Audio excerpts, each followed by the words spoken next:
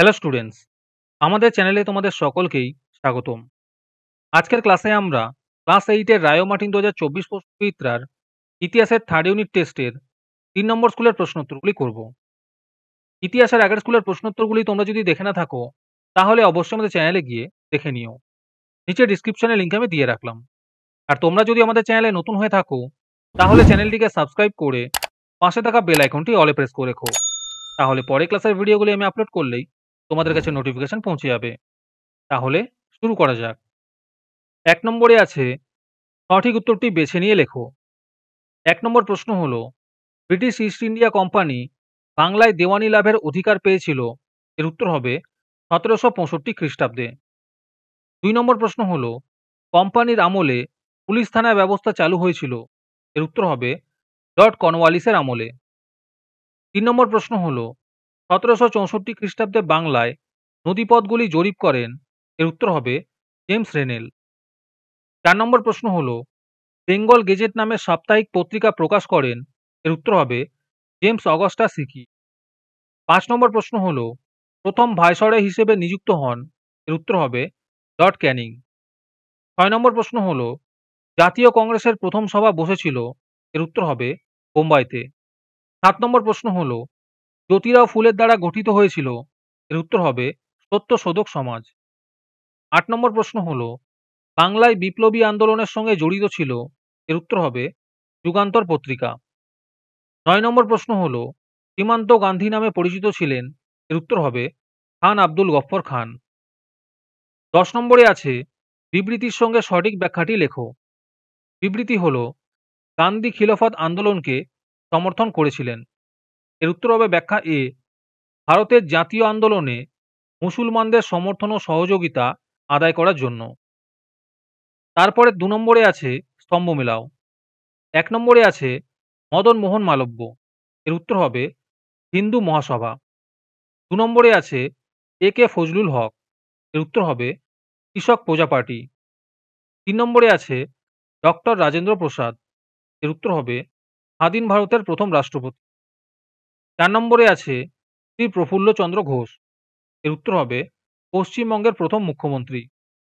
তোমাদের মধ্যে থেকে যে কোনো ২০ জন আজকের ক্লাসের পিডিএফটি একেবারে বিনামূল্যে নিতে পারো। তার জন্য তোমাদের এই ভিডিওটিকে লাইক, শেয়ার, সাবস্ক্রাইব এবং কমেন্টের মধ্যে #ফ্রি পিডিএফ লিখতে হবে। এই ভিডিওতে যখন ৫০টি লাইক এবং ৫০টি সাবস্ক্রাইব হয়ে যাবে তারপরেই আমি ভিডিওর কমেন্টের মধ্যে থেকে র্যান্ডমলি যে কোনো ২০ জনের সাথে যোগাযোগ করে ফ্রি পিডিএফটি দিয়ে দেব। আর বাকিরা এই পিডিএফটিকে ৩ টাকা দিয়ে আমাদের হোয়াটসঅ্যাপ নাম্বার 7501121499 এ যোগাযোগ করে নিতে পারো। আর তোমরা যদি আমাদের হোয়াটসঅ্যাপ চ্যানেলে জয়েন হতে চাও তাহলে ডিসক্রিপশনে লিংক দিয়ে রাখলাম, সেখান থেকে তোমরা আমাদের হোয়াটসঅ্যাপ চ্যানেলে জয়েন হতে পারো।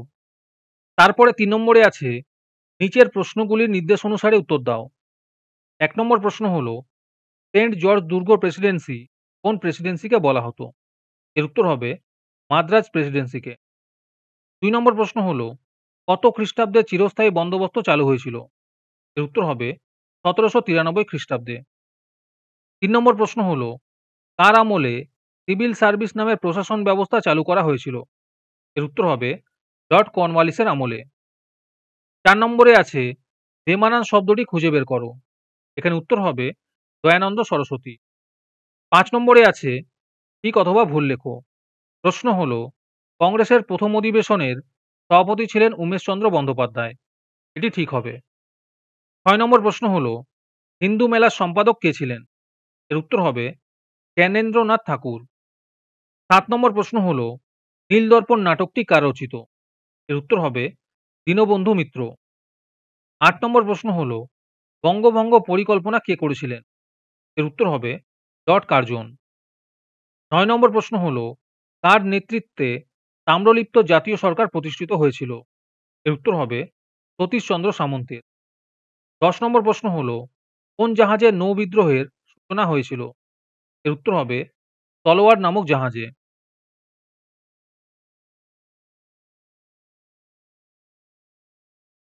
১১ নম্বর প্রশ্ন হল, মুসলিম সমাজের আধুনিকীকরণের সূচনা কে করেন? এর উত্তর হবে স্যার সৈয়দ আহমেদ খান। ১২ নম্বর প্রশ্ন হল, মুসলিম লীগের কোন অধিবেশনে পাকিস্তান প্রস্তাব তোলা হয়েছিল? এর উত্তর হবে লাহোর অধিবেশনে। ১৩ নম্বর প্রশ্ন হলো, ভারতীয় সংবিধানের প্রস্তাবনায় ধর্মনিরপেক্ষতার অর্থ লেখো। এর উত্তর হবে ভারত রাষ্ট্রের এর উত্তর হবে ভারত রাষ্ট্রের নিজস্ব কোনো ধর্ম নেই, প্রত্যেক নাগরিক নিজস্ব ধর্মচরণের অধিকার পাবে। ১৪ নম্বর প্রশ্ন হলো, সংবিধান রচনায় খসড়া কমিটির সভাপতিত্ব করেন কে? এর উত্তর হবে ডক্টর বি আর আম্বেদকর। তারপরে ৪ নম্বরে আছে সংক্ষিপ্ত উত্তর দাও, যে কোনো ৬টি করতে হবে। এই প্রশ্নের উত্তরগুলো আমি তোমাদের দেখিয়ে দিচ্ছি, তোমরা দেখে দেখে নোট ডাউন করে নিও। ১ নম্বর প্রশ্ন হলো, কর্নওয়ালিস কোড কি? ২ নম্বর প্রশ্ন হলো, সামরিক জাতি কাদের বলা হতো?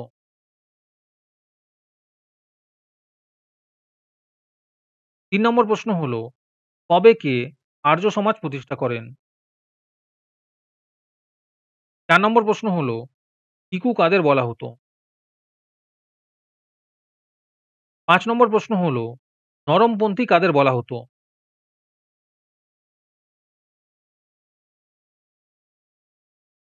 ৬ নম্বর প্রশ্ন হলো, ভারতের অর্থনৈতিক জাতীয়তাবাদের ২ জন প্রবক্তার নাম লেখো।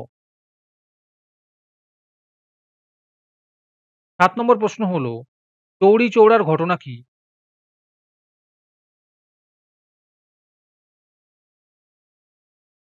৮ নম্বর প্রশ্ন হলো, কবে কাদের মধ্যে গান্ধী আরোইন চুক্তি স্বাক্ষরিত হয়েছিল?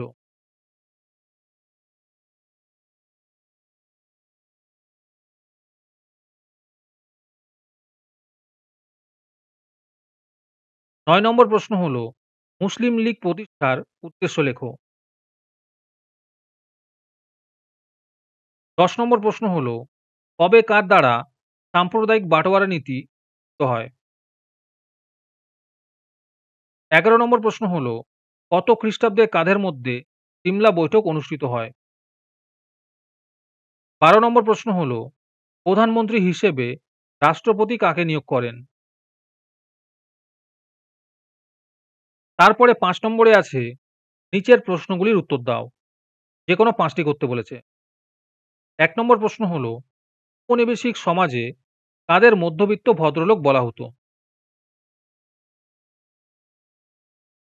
২ নম্বর প্রশ্ন হলো, স্যার সৈয়দ আহমেদের সংস্কারগুলির প্রধান উদ্দেশ্য কী ছিল?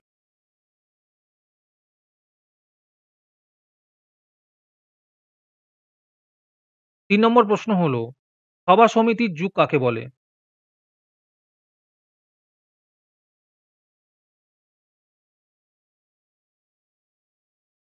৪ নম্বর প্রশ্ন হলো, ১৯০৭ খ্রিস্টাব্দের কংগ্রেসের সুরাট অধিবেশনের গুরুত্ব উল্লেখ করো।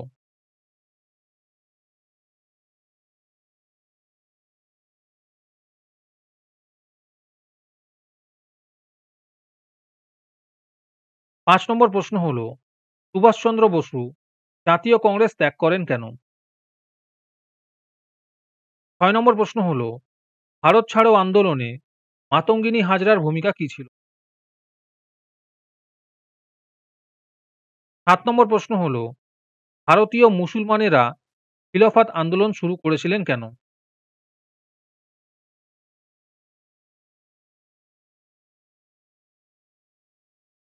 ৮ নম্বর প্রশ্ন হলো, কিভাবে পাকিস্তান প্রস্তাব উত্থাপিত হয়?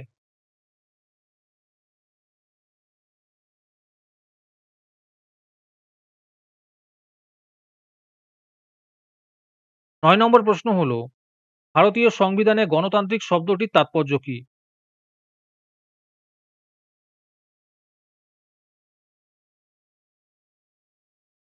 ১০ নম্বর প্রশ্ন হলো, দুটি মৌলিক অধিকার উল্লেখ করো।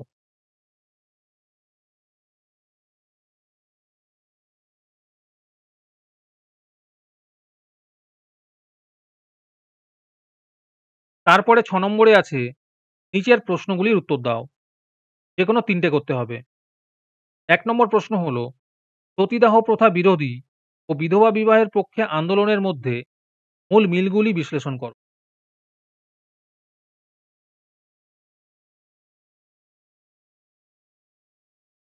২ নম্বর প্রশ্ন হলো, সাঁওতাল হুল ও নীল বিদ্রোহের মধ্যে একটি তুলনামূলক আলোচনা করো।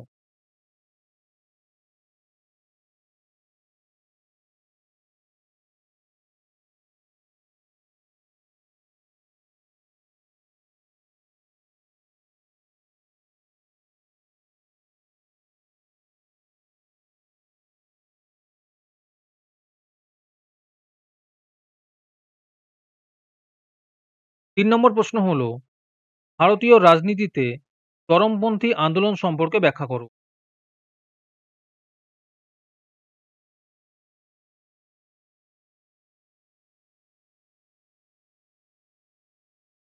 ৪ নম্বর প্রশ্ন হলো, বাংলায় বঙ্গভঙ্গ বিরোধী আন্দোলন সম্পর্কে যা জানো লেখো।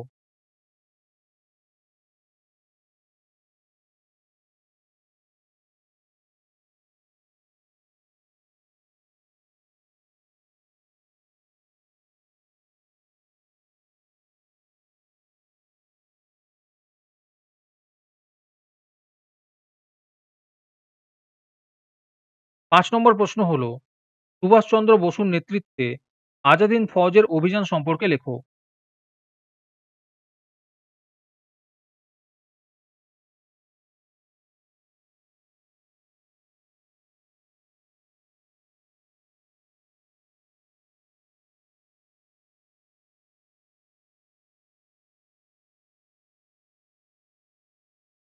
৬ নম্বর প্রশ্ন হলো, স্বাধীনতা সংগ্রামের অংশ হিসেবে নৌ বিদ্রোহের ভূমিকা লেখো।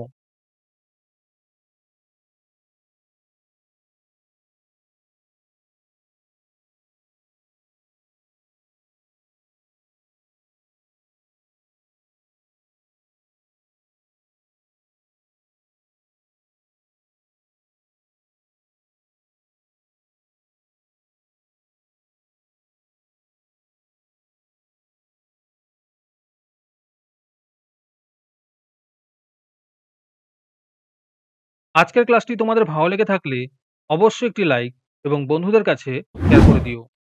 পরের স্কুলগুলির প্রশ্নোত্তরের ভিডিও তাড়াতাড়ি পেতে চ্যানেলটিকে অবশ্যই সাবস্ক্রাইব করে রেখো। তাহলে দেখা হচ্ছে পরের ক্লাসে।